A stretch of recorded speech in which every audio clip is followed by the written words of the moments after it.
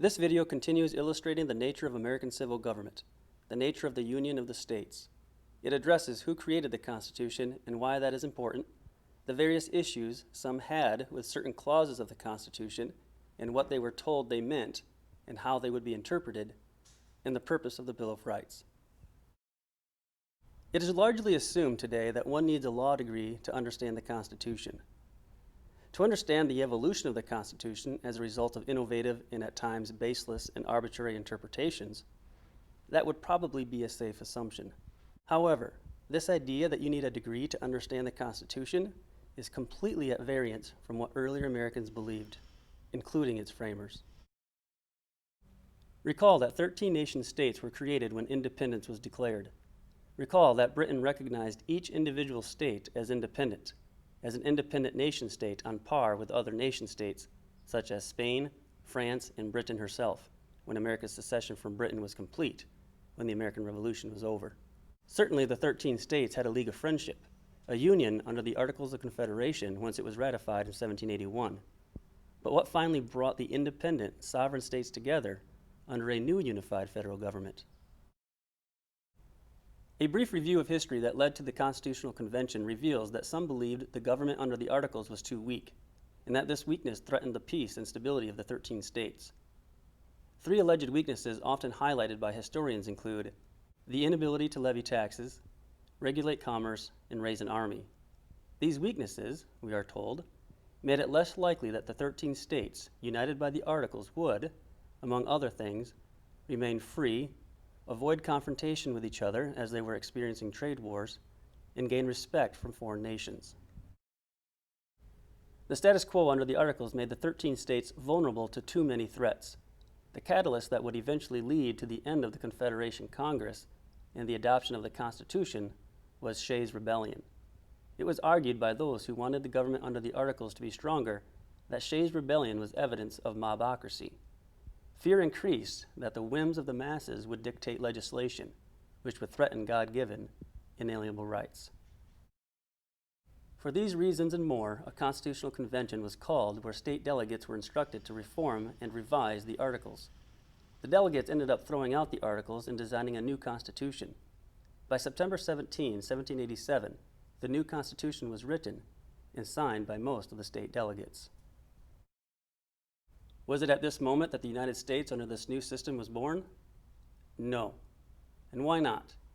Because each individual state had to ratify the Constitution in order to be part of the new system. 9 minimum were required to put it into action, but only for those that ratified.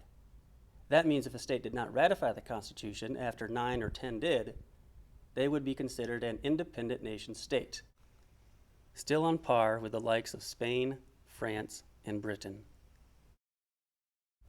It is important to understand that the delegates at the Constitutional Convention were representing their state.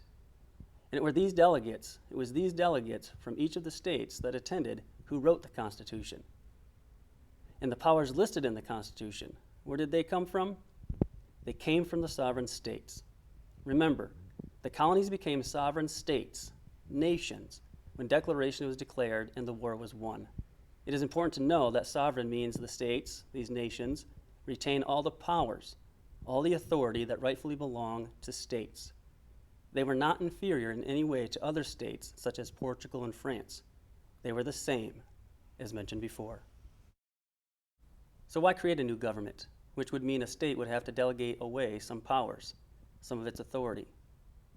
Think of the principle of subsidiarity, which says human activity ought to be governed at the lowest level possible, leaving higher orders of community with only those functions which only they can accomplish. There are some responsibilities of statehood that would be more effectively conducted by a body representing a union of states. Take foreign policy, for example. Imagine the 13 states did not form a union where this new union government representing all the states would create a uniform foreign policy. Then what might happen if Massachusetts formed an alliance with Britain, and Virginia formed one with France, and then Britain and France went to war with each other? Those alliances would likely bring Massachusetts and Virginia into war with each other. Thus, the states, which hold all the sovereignty that rightly belongs to a state, delegated some of their authority of their power to the new federal government. This should make it clear. The states created the federal government. Keep in mind that the word delegate is different than the word give. The states did not give the new government they created authority or power, but delegated authority or power. Delegate means something can be taken back. The Constitution the states eventually ratified created a federal system, which means authority is divided among a central government and state governments.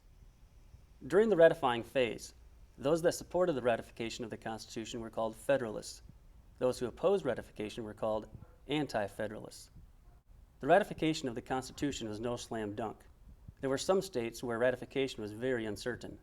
One of those being New York was a must to give the new Constitution and government credibility. To make New York more likely to ratify the Constitution, a series of papers called the Federalists were penned by James Madison, Alexander Hamilton, and John Jay in order to clarify and defend the Constitution, as well as to explain particular clauses of the Constitution that were of great concern. Some of these concerns were the General Welfare Clause, the Necessary and Proper Clause, the Commerce Clause, the Supremacy Clause, and the lack of a Bill of Rights. It was feared these clauses could be interpreted too broadly, thus threatening state sovereignty. No one wanted to trade a centralized British government with a centralized American one. Anti-Federalists wondered, what assurances are there that this new government the states intend on creating will stick to their delegated role and not usurp through clever interpretation more authority that rightfully belongs to the states or to the people of the states? The General Welfare Clause is found in Article 1, Section 8, Clause 1. It says, "The Congress shall have power to lay and collect taxes, duties, imposts, and excises, to pay the debts and provide for the common defense and general welfare of the United States." Anti-Federalists feared that this clause would one day transform the new government into one of unlimited powers, that it would be interpreted as granting the federal government the power to do anything it thinks is for the general welfare.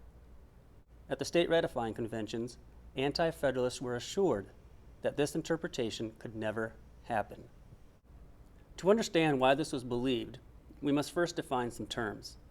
Welfare meant well-being, not government handout. The word general was used instead of specific or local welfare. General referred to the whole union rather than a particular region or state or community. The phrase general welfare, thus, means benefits the whole union for the well-being of the entire United States. The purpose of the General Welfare Clause was not to grant the new government more power, but to serve as an additional limitation on the subsequent enumerated powers. Of the powers listed in Article 1, Section 8, the federal government can only exercise them in ways that benefit everyone. Essentially, the following two questions must be answered yes before the federal government can have the authority to do something. First, is the desired power one of the enumerated powers? If the answer is no, then it cannot do it. It is not necessary to ask the second question. If yes, then so far so good. But the second question must also be answered yes. That question is the desired power for the general welfare? If no, then it cannot do it. If yes, then it may. So, for the federal government to have the authority to do something, it must be one of the enumerated powers, and it must be exercised for the well-being of the whole union. The incorrect understanding of the General Welfare Clause as it relates to the enumerated powers should lead one to ask, if the General Welfare Clause granted the federal government a general power to do anything that might advance the general welfare, why then did this section of the Constitution bother to list specific powers the government could exercise?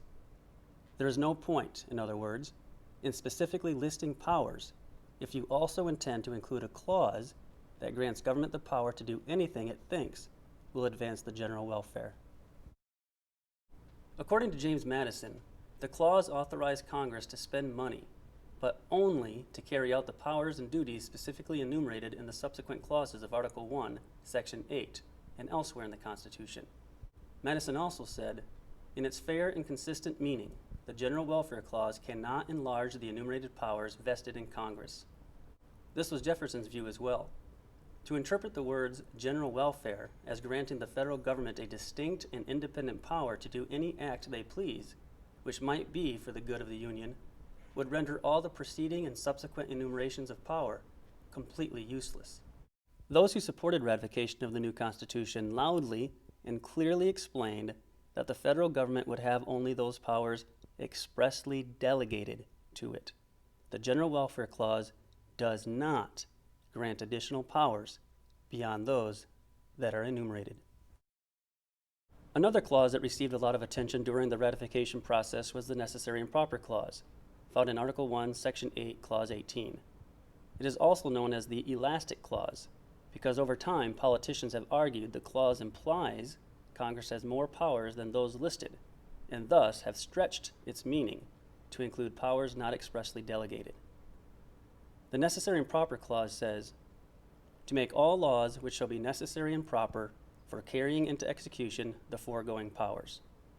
Those that abuse this clause typically only refer to the first half, "to make all laws which shall be necessary and proper." Given the framers' assurances about the limited nature of the government they were creating and the repeatedly expressed fears of unlimited government, we must look with skepticism at the claim that this or any constitutional clause was designed to be an elastic clause. Such a thing would have defeated the purpose the framers had in mind in drafting a written constitution. In the state ratifying conventions, supporters of the Constitution reassured anti-federalist skeptics that the clause would not be used and was not intended to be used to permit the federal government to exercise a broad range of unspecified powers. In Federalist Number 33, Alexander Hamilton argued that the Necessary and Proper Clause only made explicit what was logically and unavoidably implied in the very nature of the Constitution, and that it added nothing other than simple clarification. "It may be affirmed with perfect confidence," wrote Hamilton, "that the constitutional operation of the intended government would be precisely the same if these clauses were entirely obliterated, or if they were repeated in every article. They are only declaratory of a truth which would have resulted by necessary and unavoidable implication from the very act of constituting a federal government and vesting it with certain specified powers." To clarify, the Necessary and Proper Clause means that Congress may make laws that are needed in order to actually do what they've been delegated the authority to do. In other words, Congress may make laws where if they did not exist, they would not be able to do its specified job. Take the power to erect needful buildings as an example. It would, by direct implication, involve a power to purchase lumber for this purpose. There is no enumerated power for this, but such a power is implied to the extent that this incidental task is necessary to carry out its enumerated power to erect needful buildings. As Thomas Jefferson said, the Constitution restrained Congress to necessary means, that is to say, to those means without which the grant of power would be nugatory or not possible. Therefore, the words of the Necessary and Proper Clause, far from enlarging, restrict the legislative power of Congress. They expressly limit the legislative power of Congress to laws necessary and proper for executing the delegated powers, and bestow no authority to assume powers not delegated. Again, why expressly list the powers Congress has only to include a clause that implies additional powers? If the Constitution held that the government could do whatever was necessary to carry out its enumerated powers, but the government itself determined what constituted necessity, the clause would be a recipe for unlimited government, an outcome nobody wanted, an interpretation contrary to the ones given at the state ratifying conventions, and contrary to the whole purpose of a written constitution in the first place. To learn about the original intent of the Commerce and Supremacy Clauses, as well as the Bill of Rights, and how they have been abused, watch the next video, Ratifying the Constitution, Part 2.